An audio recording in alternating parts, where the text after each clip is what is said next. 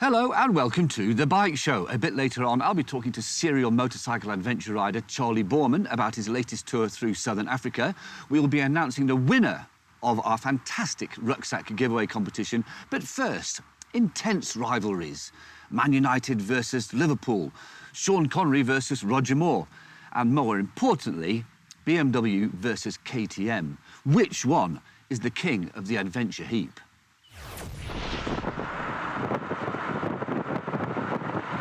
Well, you're absolutely right. This is undoubtedly one of the biggest rivalries in motorcycling. And like all of you, we wanted to know, well, how do these two kings of the class compare to each other back to back? And there's only one way to find out, and that's to spend a day with them. Ideally longer, but we've just got a day.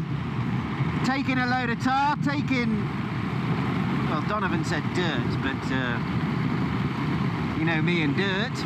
But I've got a plan to cover that. Yes, indeedy. What we have here is the R1200GS RALLYE. It's sort of a gateway between the normal GS and the Adventure. So it's like a GS with more kind of off-roady stuff on it. A bit like the KTM-R, except this is a BMW, and that means something. Yes, the 1290R is undoubtedly an incredibly capable, hardcore off-roader. This is KTM ready to race, remember, but even if you are used to crossing deserts on one wheel with 18 tons of luggage, these things have still got to work on the road. And no matter how hardcore you are, they've got to work on the road on a daily basis. And what are they like? Well, this KTM is bloody amazing. Now, this motor makes 125 horsepower, which is less than the KTM. It also makes 125 newton meters of torque, which is less than the KTM. But where the KTM makes 160, but it peaks, the horsepower curve peaks at 160, this seems to make 125 horsepower everywhere. It's like the dyno curve is just straight line. No matter what revs you are, you pull the throttle and you kind of go, it just feels like boom, 125 horsepower. I think it's worth mentioning as well that, yes, the engine's amazing, but one of the things that helps it be so utterly stupendous is the gearbox. And on this Adventure R model, it's better than it's ever been on any other model I've tested. I'm obviously talking about the auto blipper on the way down and the quick shifter on the way up. This is KTM's best ever effort. It's at least as equal to the competition. It used to feel a bit clunky and mechanically agricultural, but not anymore. It also makes me feel really confident through the corners. Like here we come to this one, and whoopah, just turns in, and it just turns in, and it just turns in. GS, nice flat cylinders, low center of gravity, and we flick in. Everyone knows the GS flickability. There we go. Great success. And now, of course, these are the off-road models of our respective adventure bikes, so let's do some off-road. Matt's gonna love this. This is gonna be brilliant. I can see Donovan's getting all excited and giggly, and you know why that is? Not because we're on two brilliant bikes, not because the sun is shining and we've got nothing to do except play around and learn about the bikes. He knows what's coming up, and that's some off-road. And I don't genuinely do that stuff because, well, every time I do, I smash both the bike and myself into many, many little pieces. Donovan thinks he's going to have a laugh. He's sadly mistaken, because it's me who's going to have the laugh.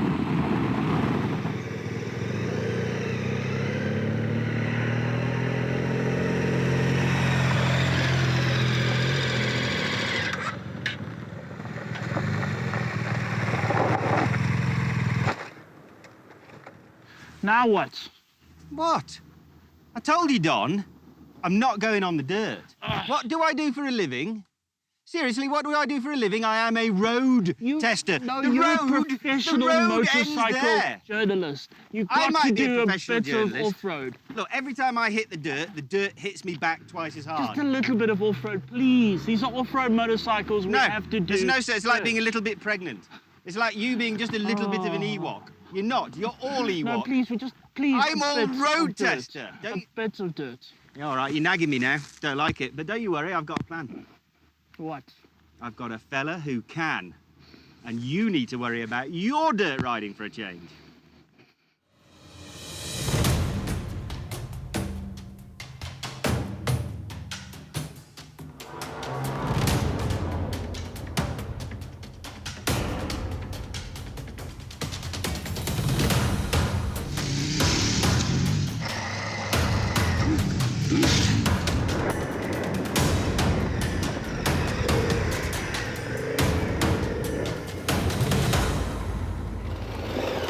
Terrain's nice and slippery, so it helps having a slight dual tyre on. But what a responsive motor, super smooth. Yeah, the nice little technical bit we're going to go through now. We're going to duck down and just see what the bike generally handles like at a lower speed and maneuverability of it. So far, very, very easy, very smooth. Now my nemesis, rocks, not my favorite thing. But this bike seems to have the rock section dialed. Get a little jump. Very nice. Brakes are superb. Kind of feels like a big motocross bike. Not what I was expecting, considering weight-wise. But yeah. Climbs very, very easily. Yeah, I think KTM's really done their homework on this one. Very nice. I absolutely love it.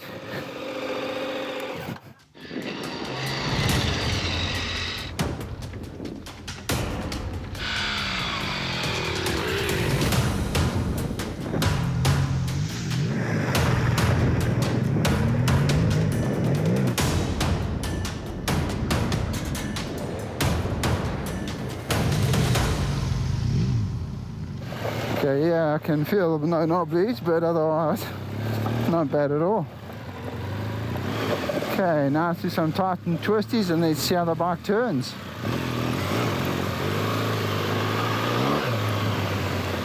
Very nice. Brakes are great. Okay, to duck a little bit now for the trees and a little bit of the slower technical rock bit. My nemesis, but let's give it horns. Only one downfall here is not having the knobblies over the rocks, but not bad at all.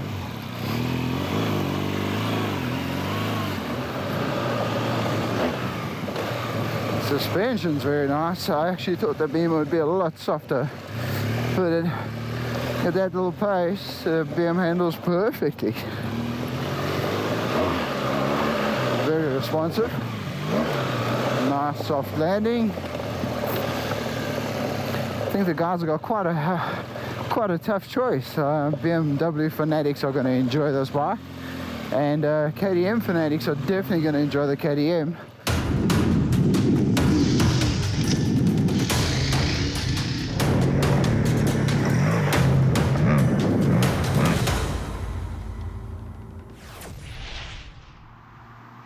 Is it just me, or is that out of order? You gave me a massive ragging for not doing any off-road, and then when we actually filmed it, I noticed you only through your absence. Well, if you're not going to ride off-road, then I'm not going to either. Well, at least we got a proper off-road rider. Dillon Smith, he's an ex-national motocrosser, He's isn't an he? ex-national, he's got a riding school, and he jumps over helicopters. Yeah, All he's a that. madman, Yes. basically. So he handles himself well off-road, as you saw. Surprised me. I thought he was just going to love the KTM and never touch the BMW, but it wasn't the case. He loved the BM, which is weird because, well, look at it. Look at the KTM. Yes, look at the BM, you know. And this thing even got knobblies on it, so it was even more fun off-roader. Yeah, I don't quite understand it. He loved the BMW suspension, and he loved the fact that it seemed to turn a little bit quicker as well. Exactly, it's more sort of neutral. Yeah. Having said that, he would still take the KTM. Let's get the spec boxes up. This is the Iron Horse spec box. It doesn't make good reading for BMW, this, to be honest. So we have to say everything's not just about the numbers, but let's go through it. Power. KTM. Alrighty then, torque. KTM. Yes, the weight. KTM. And let's finish off with the price. Okay, now hang on. You said this one is 217. 217,000 rand. Without any extras. Yes. Or when you put all the extras on it, it's 242. Which is still cheaper. It's still cheaper. The BMW that we rode, which can still get a few more extras on it, is 245. And that comes with electronic suspension. That's the only real reason I see. In the BMW's favour, I have to say, I still think they've got the build quality a little bit better. Yeah, it is, definitely. Okay, which would you have, just out of interest? The KTM. Yeah, so would I, actually. Yeah, I'd have the KTM. It's just too damn exciting. Yeah. But before we go, everyone wants to know, and we did do this on the way home from the test, drag race. Yes. First one, third gear. At 40 kilometers an hour, yes. Roll Yes. on and... The KTM KTM kind of, disappeared. And that's even with Don on, he's a bit heavier than I am, but the KTM's got more horsepower. Okay, so then we thought maybe we'll turn it around a bit. Top gear. 60 kilometers an hour. 60 k's an hour, and the KTM actually stalled once. yes, the engine nearly fell out of it completely, yes. Yeah, but the BM did kind of walk away. Although the KTM riders are going to say, well, what are you doing in 6th gear at 60 kilometers an hour? Yeah, why don't you just rev it? Yeah, exactly. So that has proved absolutely nothing. Yeah. And on that positive note, let's take a break. We'll see you in a minute.